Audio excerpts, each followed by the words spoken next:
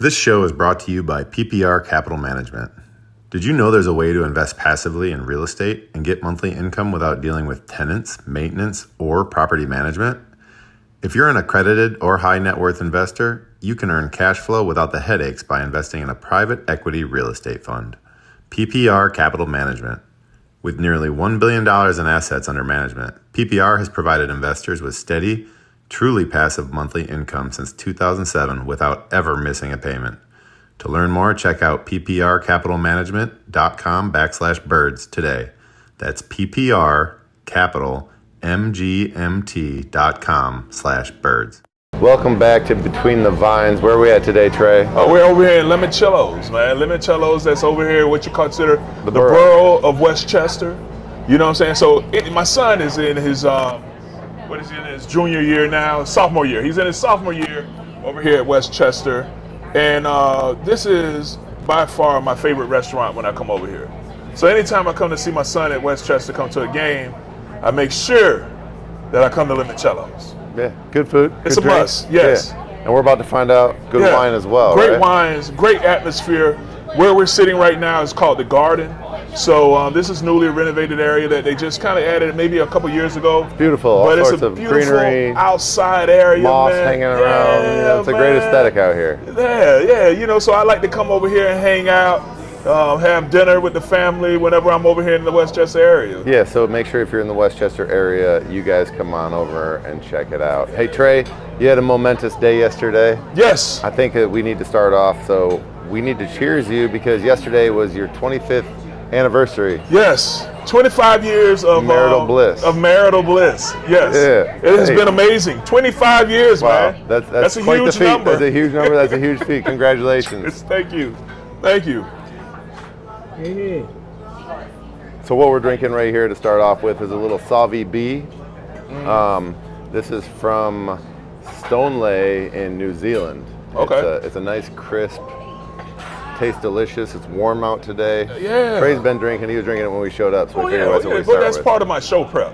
Yeah. You know, to go and have a little Gotta wine. get loose. To kind of get myself ready. together. You know, so that's part of my my pregame.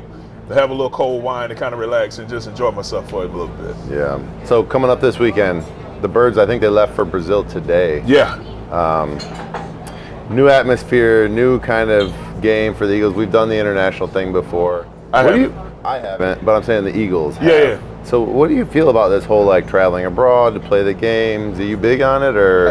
I think it's cool. Like if you're expanding the brand, you know, you're just taking the brand to another level and you're going to, you know, it's all about exposure and bringing more, a bigger fan base to the game, you know, so I'm okay with it. I know that the fans here did not like it because it's considered a home game, you know, but I understand their side of it as well, but you know, I'm okay with the game going abroad to kind of bring on a bigger fan base. Right. Yeah, no.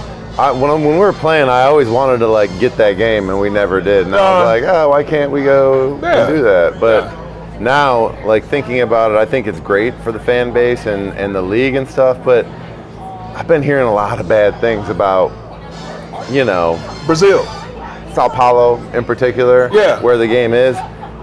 Specifically, things like, you know, there's some gang violence.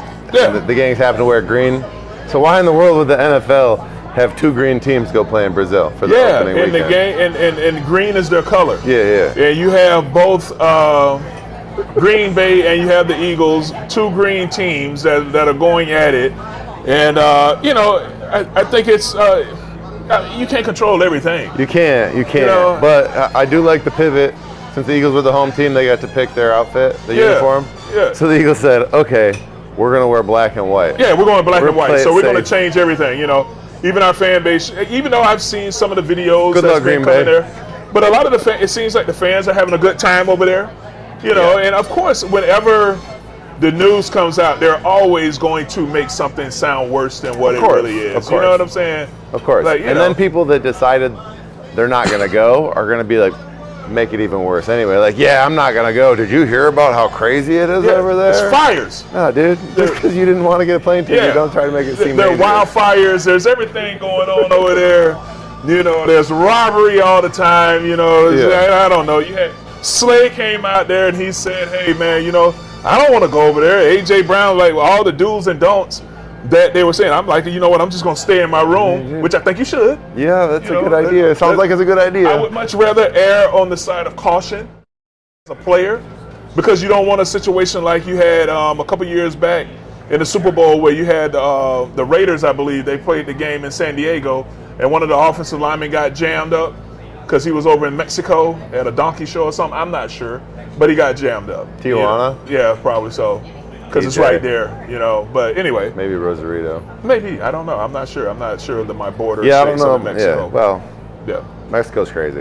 Yeah, it's awesome. But yeah, traveling abroad, I don't know about the game. Well, so it is the first time the Eagles are going to pull out these black helmets and wear the black on white on black. What was your favorite uniform combo and least favorite uniform combo? I like the black. You know, I always like when we pulled out the black jerseys. I don't think we really went all green all the time. You know, I had never did an all green. Yeah, you guys did once, I think. I think so, maybe. You know, I didn't like the all white. The all white is not a good color for a big man like myself. Yeah, like a Michelin man. Oh vibe. yeah, absolutely. Look like you're throwing tires. You know, big bag of flour. Yeah. So the all white was never a good color for me. And then I guess the throwbacks when we came out there with the yellow Easter and the powder blue, you know. Yeah, I didn't like the I Easter wish I would have game. been able to get one of those Kelly Green jerseys. That would have been awesome. You know. You weren't here for the Kelly Green? So we did a Kelly Green game before this last Kelly Green game. I think it was like the 1960 anniversary. Were you coaching? No, I wasn't part of the Kelly Green movement. It was different. Yeah, it was different totally then. It wasn't missed as big of a deal Yeah. when we did it. Yeah. Well, it's, you know, Anyway, it was I agree with you. The all whites were garbage. I mean, it was. But the funny thing is, there were times where I felt really good in all white, and then like there were other times when you show up and be like, you walk in the bathroom and look at yourself in the mirror, and you're like, not today. Yeah, I mean, I really didn't. It wasn't my favorite to wear. To me, I really don't care. I put on whatever it is. So let's go get it.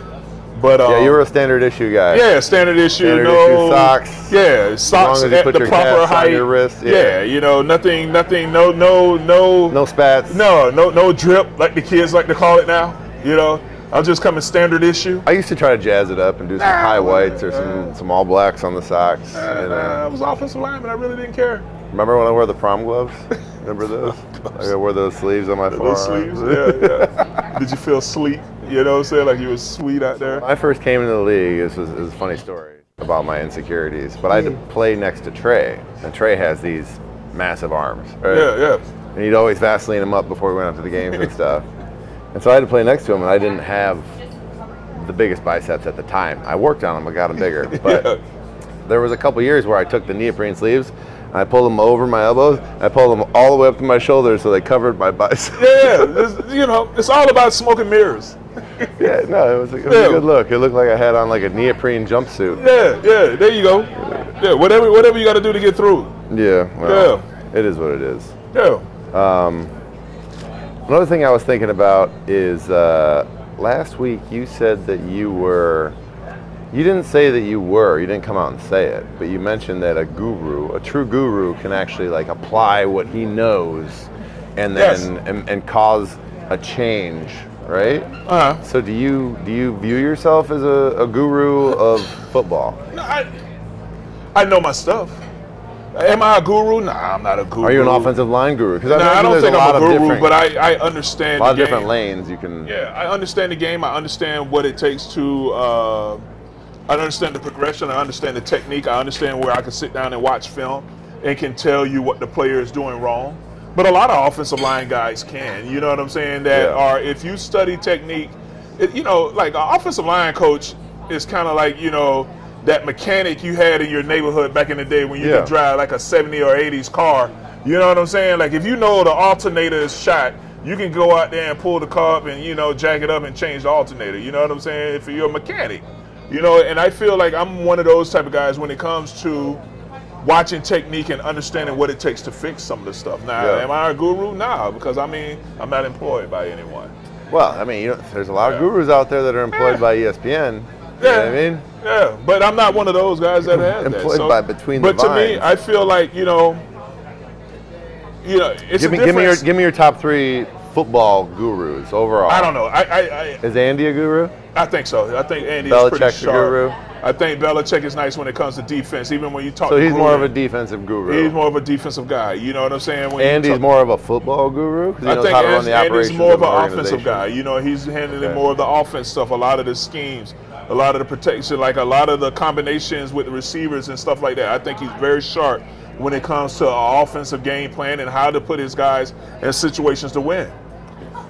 Is Matt LaFleur a guru? I don't. Who is that? That's a Green Bay's head coach. Oh, okay. My bad. You know what I'm saying? I don't know. You know. He's a Saginaw Valley State alumni. Oh, okay. Cool. Yeah, he was my quarterback.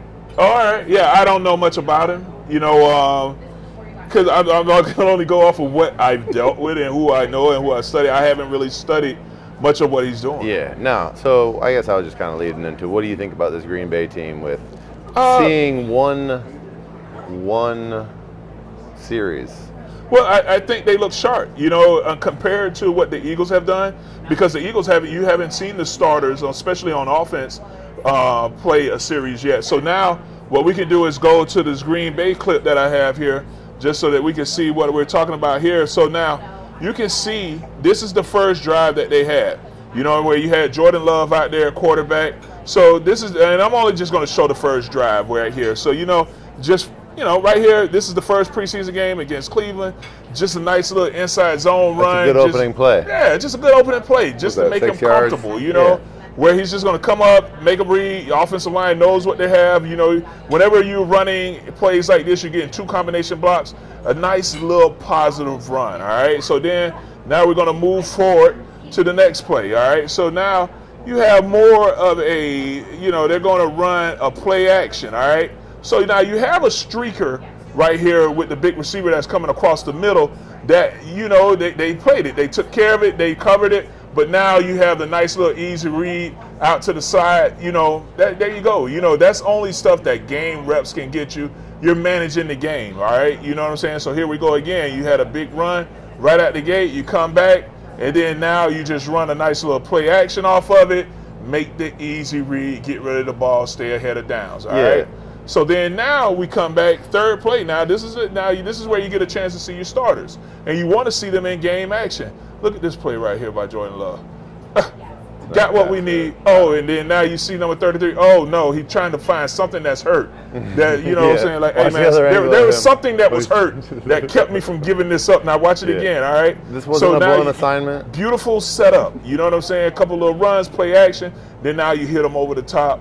You know, I think that, you know, and then look at there. Oh, it was my side. Up, down. It's the other side that's hurt. You know, it is a touchdown. Maybe it's the lower Either back. way. So now, you know, so that's pretty much what we're looking at when you're talking about Green Bay, because that's the only time that you have a chance to see their starters go out there and get some work. I don't know what the Eagles are going to bring to the table. I mean, it looks like, well, it looks like kind of basic offense what you're going to see opening up preseason. You know, nothing special, nothing. But when you want to see your starters out there, you want to see them getting positive plays and capitalizing and being able to score. So what you saw from Green Bay was positive. Very positive. You know, and I think what everybody's confused. We don't know. We don't know what the Eagles are going to bring to the table. We haven't seen the starters. We haven't seen Jalen Hurts come out there. That's their only series as a starting group, and it was very productive. Yeah, but I mean, think about it. Well, I guess I have nothing to say to that because they practiced with the Patriots for an entire week. Practice is totally different from a game situation. I know and that's my thing with it, because, you know, again, you're playing against a team that you're going to keep everything extremely vanilla. You're only going to work on fits and, you know, what you can get. And, you know, I know that it's a totally, because the quarterback has that different colored jersey on, that changes a whole lot. Everything's of how different. The game. Because you know. of that, yeah. So that's the only concern that I have, is that we just haven't seen the ones give you much work. I know the defensive front got out there and you know, and they had some run during the preseason, but we don't know what this offense is going to bring. Yeah, well, that's a big question. I mean, we don't really know what the offense or the defense or anything is going to bring. We got new coordinators. I think everybody's eager to see, you know, what's going to unfold. Yeah. And, you know, the thing that bothers me about the whole thing being in Brazil, dude, is like, I know that you're in camp mode and there's no chance of losing any games, but like, if this goes bad, you're going to have a pretty upset fan base, and like the whole thing seems very unnecessary. You know what I mean? Yeah. Like, this was our Super Bowl season, and you ruined it by trying to go to Brazil. Yeah, well, we'll see, man. I think that, it seems like the fans that have traveled over to Brazil have had a really good time, a positive experience just based off of all the images I've seen on social media. Yeah. Seems like it's pretty cool, but, we'll see. I mean, that's all. But then, how do you feel about, as a pro, going back and playing on a Friday night? See, that's kind of weird that the season, to me, I thought that was weird. Well, first of all, I have a wedding Friday night that I have to go to. So I don't even get to watch the game. Oh, wow. Yeah, wow. so I'm going to be off the internet. I'll watch it the next morning. Okay. Cool. Yeah, no, it's, I guess. But, family wedding. We're talking about marital bliss. It's extremely important. Yeah. We're excited. Yeah, that's cool. We're excited for the nuptials. Yeah, it's going to be awesome. Yeah. We need to get our next glass of wine. It's going to be a fun time. Pat, can we get that rosé? Can we get this thing? Cool. But anyway, I think like playing on a Friday night, that has to be, Friday Night Lights, baby. Yeah, for Friday Night Lights, taking you back to high school. So you've been, because your son just got done playing high school, so you've been amongst, are a lot of his games on Friday night? Yeah, all of his games. Yeah, on they Friday are. They're nights, not like, because I know a lot of schools do like Saturday games and kind of like a Saturday afternoon thing. His first game was on a Thursday night, but all of his other games are Friday. I like that. Yeah. So like, there's that crispness in the air. Yeah, Friday night is cool, man. I think that and for the NFL to make this switch and do a Friday night game, it kind of takes you back to your high school days. I'm okay with stuff like that, Yeah. I'm not a traditionalist where it's like, football should only be played on Sundays for the NFL. Sunday, Monday, Thursday. Is that why you think they did it, moved it to Friday? I think that's, scheduling, whatever it is. I mean, Yeah. maybe you had to talk to the games to make Had to sure that pour it was a okay. rosé. Yeah, that's awesome. Pour a rosé. You got to fill it up to the logo. Thank you. It. Thank you. Heavy pours here. But I'm okay with a Friday night game. I think it's awesome. Well, so that's the first one. Then you get a little mini bye week, and you move on. What if they don't? All right, we're gonna stick away from the what ifs. But if they don't do well, I mean, you got time to kind of pull it together, because you're going to put everything to the test. I mean, conditioning is going to be a problem amongst your offensive line just because they haven't played any preseason games. Timing is going to be a little different because you were challenged in practice, but it's totally different when it's game time. So I think that you should expect a little lag at least for the first couple weeks. But this team definitely needs to come out and do well right at the gate. So here's what I think. I definitely think there's going to be a lag. It's going to look like, we haven't really been out there and ran in a game yet. But I think we're going to win games. Yeah. You know what I mean? Yeah. That kind of scares me because I feel like that's what happened last year where we came out and we won the games early and didn't address the actual issues at hand. Yeah. Well, we'll see. We'll see. This is going to be something totally different. This is their rosé. A little rosé. Yeah. This is a rosé from Italy. No, France. I don't know why I said that. It's from France. It's a Bieler, Perret, and Fils. It's probably pronounced wrong. I'm pretty sure you did. I'm pretty sure that was wrong. You know French? Yeah, I took French. So no, I'm good. I'm good. Yeah, I'm good. Yeah, but it's good though. I think it's awesome. But is it dry? Yeah, it's a drier red. But yeah, but I think that's good, man. It's going to be interesting to see how this team plays, man. I think a lot of it is that question. A lot needs to be answered right out the gate, and we'll see. So the Eagles put out a tweet the other day that was 8.5 minutes of pre-game breakdowns. Pre-game breakdowns. And listen, the pre-game breakdowns, I've had a few myself, but it was always like a thing that I thought was a funny little thing. You know what I mean? Like people from the stands don't really understand. Yeah. And so let's play the clip first because sometimes you never know how it's going to come off. You never know how it's going to be received. Trey was the guy. So Trey always broke down the O-line and D-line. And then every once in a while, he would break down the whole team. Yeah, break down the whole team on the 50-yard line. So let's just watch this and get the audio. Yeah, so let's just watch some of these. All right, so here we go. I'm hungry today. I'm trying to eat. So let's go eat. You got to look down on yourself. Oh, there we and go. Figure out what you gonna do. With a W. Are you willing to bite, William scratch, Thomas. punch, kick, Pounding on tackle, the table. pass, Yes. run, and get your dream, baby? Yes, sir. I'm not gonna trade. I can't think of a better stage to do it tonight, baby. Third today. We not just gonna win, but I want to kick they. I want to intimidate they. How do you want to be remembered? Yeah. How you want to be remembered? Give me all you got today. Everything you can muster. I need it today. Oh, yeah, man. Hey, break it down. When it came to breaking down. So tell us the art form here, Trey, because I have so many questions, all right? Because I know that I broke it down a few times, but mostly just for like O-line, D-line breakdown, and it was kind of like once I became the elder statesman of the group, right? But like, so there was you and Trot and Doc, and normally one of you was going to break down the team. Did you guys have a rotation? Did you discuss it beforehand? Nah, it's just whoever got in the middle, you know? It's just whoever ended up in the middle, have at it. You know what I'm saying? You have the floor. And you just never know what you're going to say. I think my first breakdown was so ridiculous because it was my first time jumping in the middle. And it was so just aggressive with my words. There was some, you know, it was just a lot of ignorance when you're so being put in the middle. And well, there's certain words that you think will resonate with everybody, right? Yeah, and it's not. You're a melting pot. So there are terms and words that you should stay away from. And I didn't shy away from any of those at the time. You know what I'm saying? And so when we came off the field, and you know, when we come off the field and then and it was my first breakdown, and you know, and then like as a team we gather in the shower for our team prayer. My first breakdown was so bad that they prayed for you? Yeah, huh? He prayed for you? Yeah, yes. It was a topic of prayer. Wait, how did it come up in the prayer? B-Dog was like, all right, you know what? Because, you know, B-Dog is usually the prayer guy. Yeah. He's going to lead the prayer in the shower. So my pregame speech was so aggressive and so ignorant to everybody else Lord, around. please forgive Trey, for you know not what he's saying.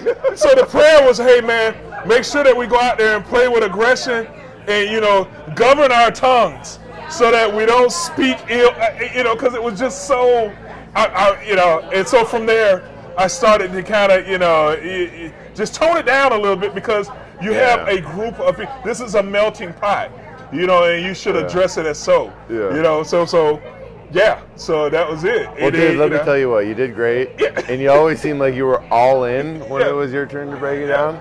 And there was like, remember when you had the gun and you were like, that was a great one. I like that. We're pulling out the big guns. The whole get your piss hot thing that Dawkins would walk around like yelling, I never really.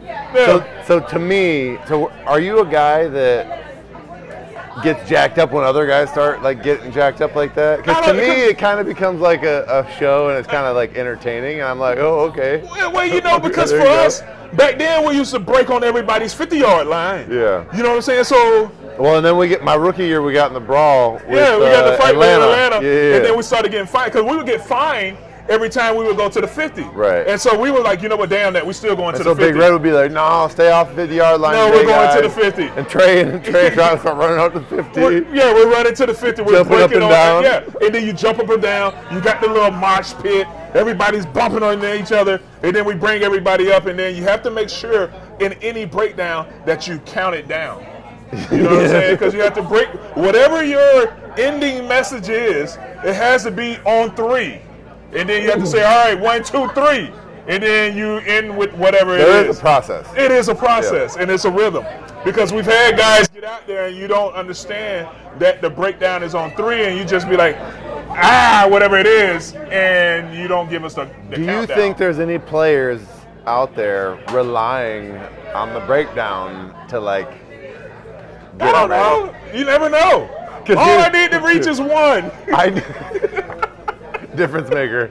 I hated getting in the middle because sometimes like you'd be standing in the middle and like if you're not looking at them and just like nodding up and down like you're a psychopath, then they like hit you in the chest and you're like, whoa!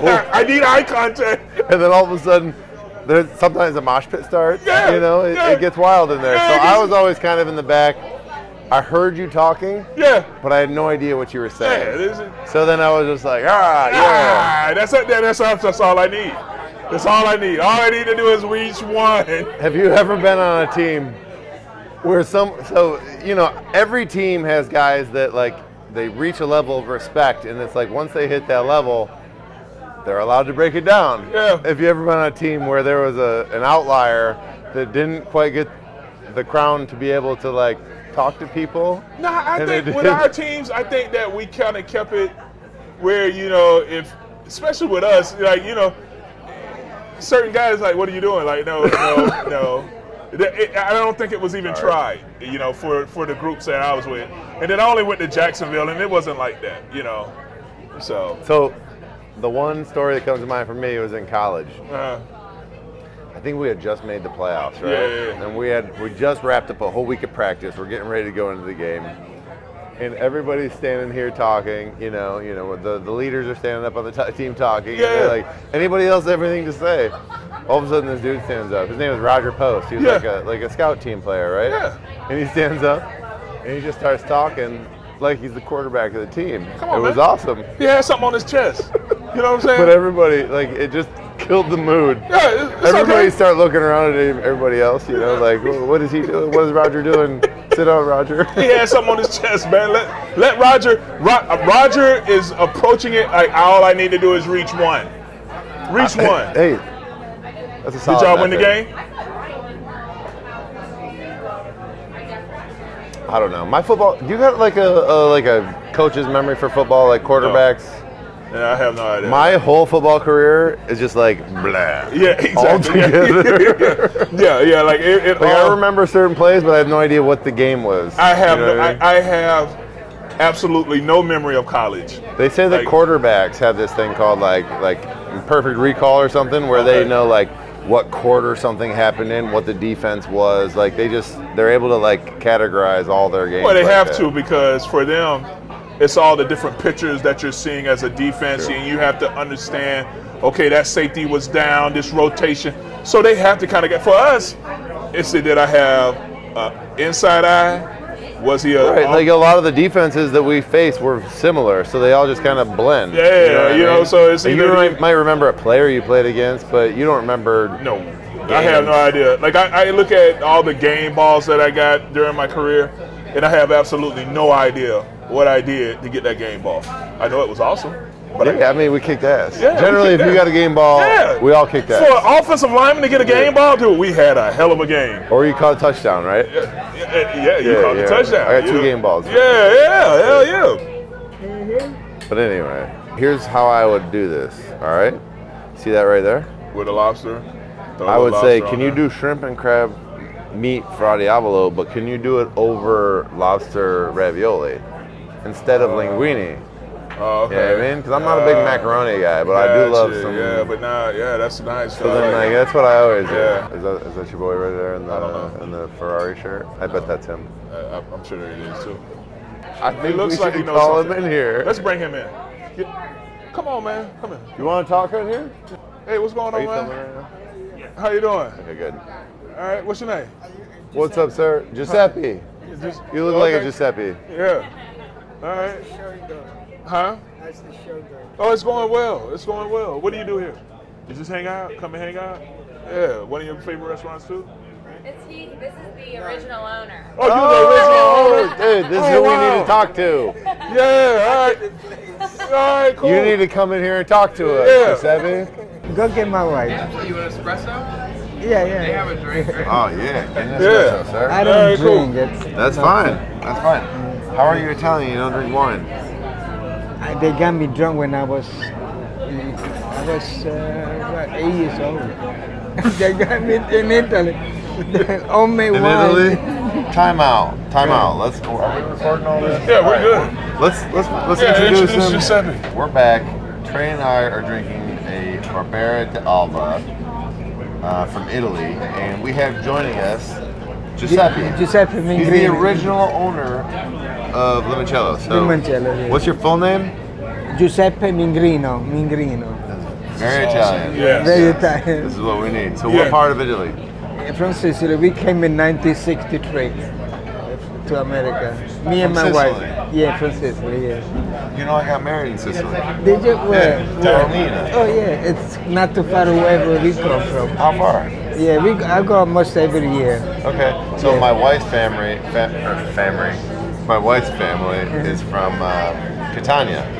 Well, my cousin live in Catania. Nice. Well, outside Catania. They used to live in Catania, but now they live outside Catania in a villa. Okay. Now that I know that, have you ever eaten horse? No. No? Yeah. It's a delicacy in Catania now. It's a They- delicacy. yeah, Oh, they eat okay, horse in No, Catania. no, I never did. That's what's Yeah, up, okay. man. Just curious. All Anyway, right, so you've been here for a while. That's awesome. So you're the original owner of Limoncello. Well, my wife really. Oh, okay. All right. Yeah, it's right here. pleasure to Hello. meet you. How you doing? How are you? I am very good. Good. Yes. How are you? I'm Todd. Pleasure to meet you too. Yeah. This is by far one of my favorite restaurants. This is Oh, my thank you. favorite restaurant Yeah. to come to every time I come to Westchester. Oh, So good. this is Yeah. absolutely my favorite spot to come and hang out. Oh, okay. Hello. How you doing? Yeah. All right. Nice to meet you guys. But yeah, this is my favorite restaurant to come to and hang out over here. Yeah. And we were just over here in Westchester area, so we just wanted to come in and hang out and Oh, yeah, good. have some good wines and some food and enjoy Yeah. the area. For us, Westchester has been really good. Uh-huh. We've been doing really well in Yeah. Westchester.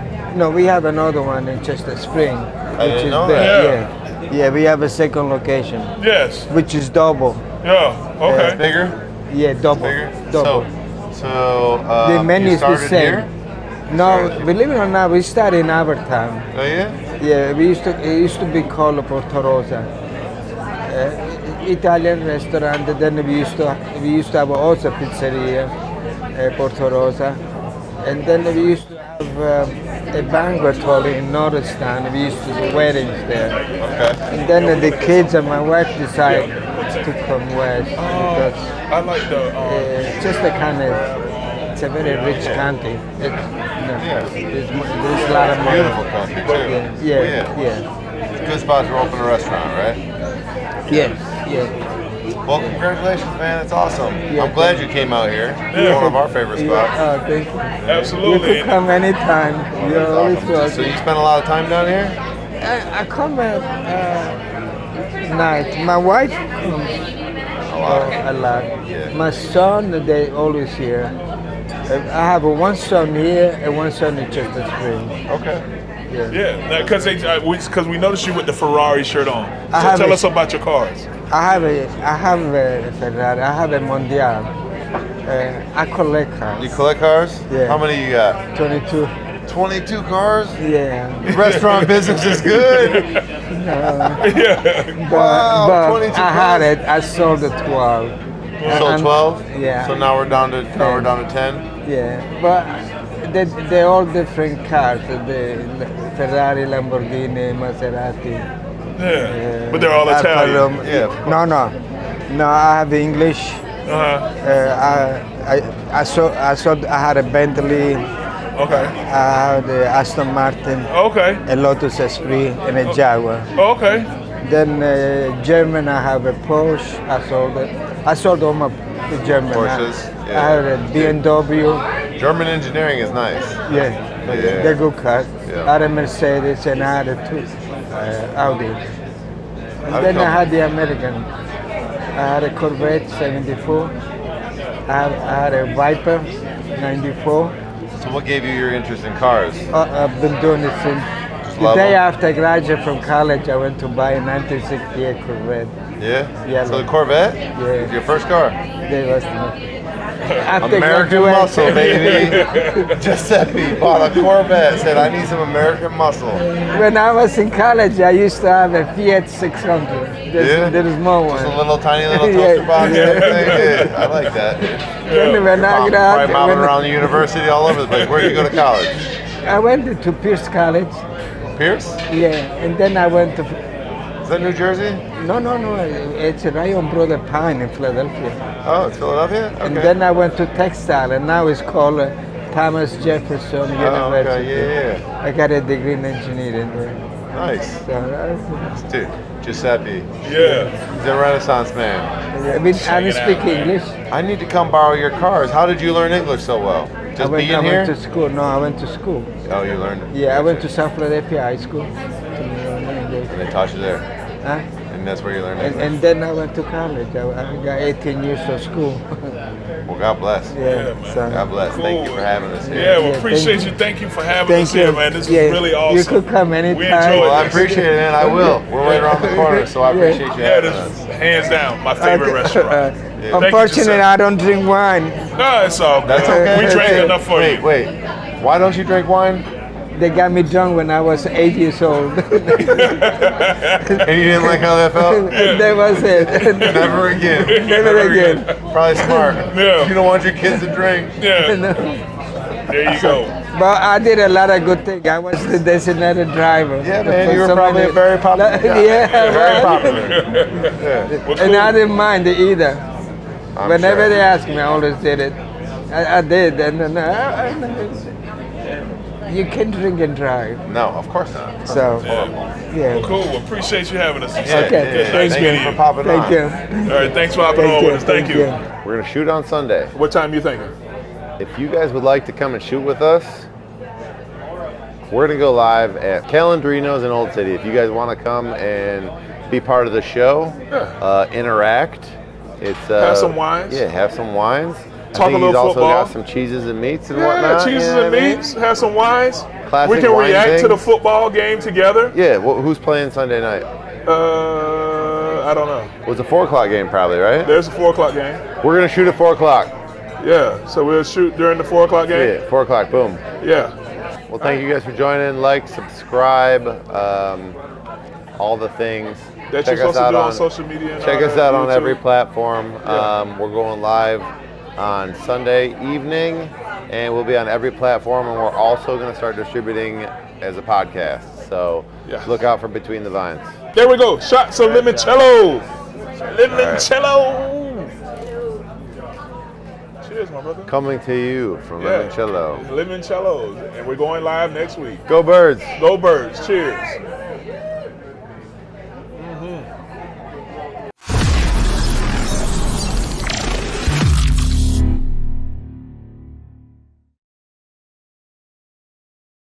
This show is brought to you by PPR Capital Management. Did you know there's a way to invest passively in real estate and get monthly income without dealing with tenants, maintenance, or property management? If you're an accredited or high net worth investor, you can earn cash flow without the headaches by investing in a private equity real estate fund. PPR Capital Management. With nearly $1 billion in assets under management, PPR has provided investors with steady, truly passive monthly income since 2007 without ever missing a payment.